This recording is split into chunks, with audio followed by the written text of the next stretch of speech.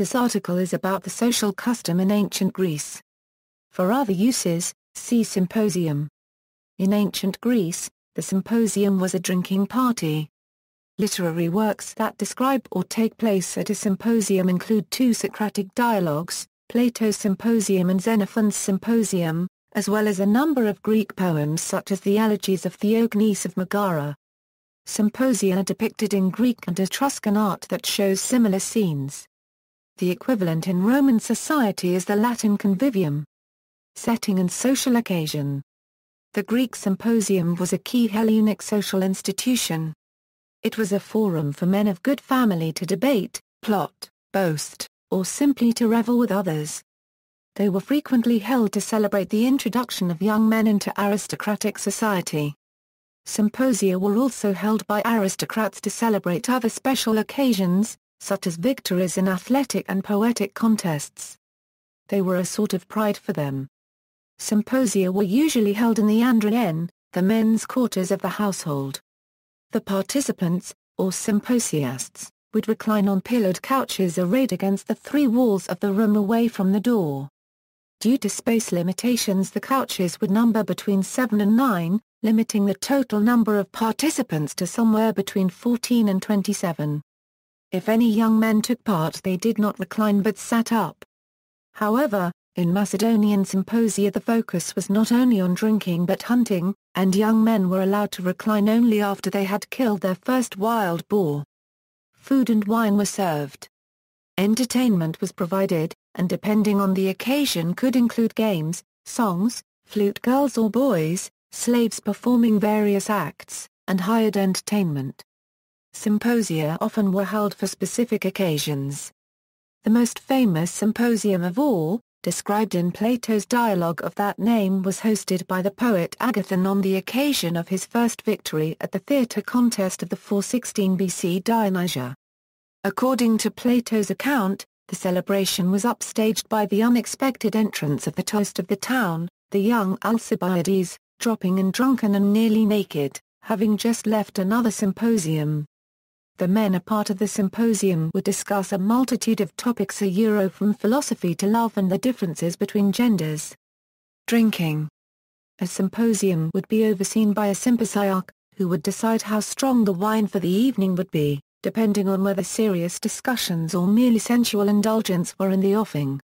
The Greeks and Romans customarily served their wine mixed with water, as the drinking of pure wine was considered a habit of uncivilized peoples. The wine was drawn from a crater, a large jar designed to be carried by two men, and served from pitchers. Certain formalities were observed, most important among which were libations, the pouring of a small amount of wine in honor of various deities or the mourn dead. In a fragment from a c. 375 BC play Semele or Dionysus, Eubolus has the god of wine Dionysos describe proper and improper drinking. For sensible men I prepare only 3 craters, one for health, the second for love and pleasure, and the third for sleep. After the third one is drained, wise men go home. The fourth crater is not mine anymore, it belongs to bad behavior. The fifth is for shouting. The sixth is for rudeness and insults. The seventh is for fights.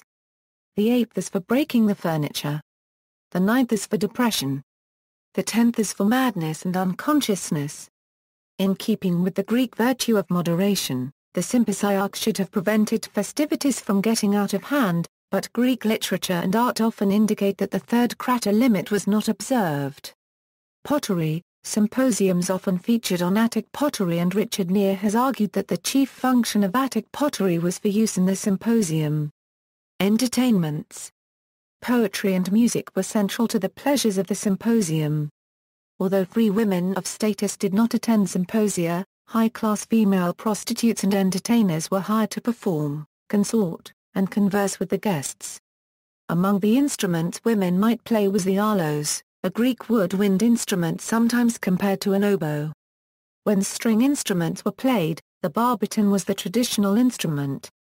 Slaves and boys also provided service and entertainment. The guests also participated actively in competitive entertainments. A game sometimes played at symposia was katarbos, in which players swirled the dregs of their wine in a kylix, a platter-like stemmed drinking vessel, and flung them at a target. Another feature of the symposia was scholia, drinking songs of a patriotic or bawdy nature, performed competitively with one symposiast reciting the first part of a song and another expected to improvise the end of it. Symposiasts might also compete in rhetorical contests, for which reason the word symposium has come to refer in English to any event where multiple speeches are made. Etruscan and Roman drinking parties. Etruscan art shows scenes of banqueting that recall aspects of the Greek symposia. However, one major difference is that women of status participated more fully in this as in other realms of Etruscan society. As with many other Greek customs, the aesthetic framework of the symposium was adopted by the Romans under the name of commisatio. These revels also involved the drinking of assigned quantities of wine, and the oversight of a master of the ceremonies appointed for the occasion from among the guests.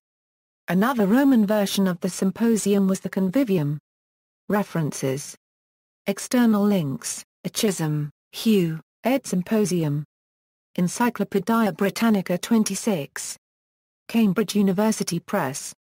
PA 291 A. Ancient Greek art depicting symposium scenes, a kylix with symposium scene, learning about the symposium. Museum of Greek Archaeology. Metropolitan Museum.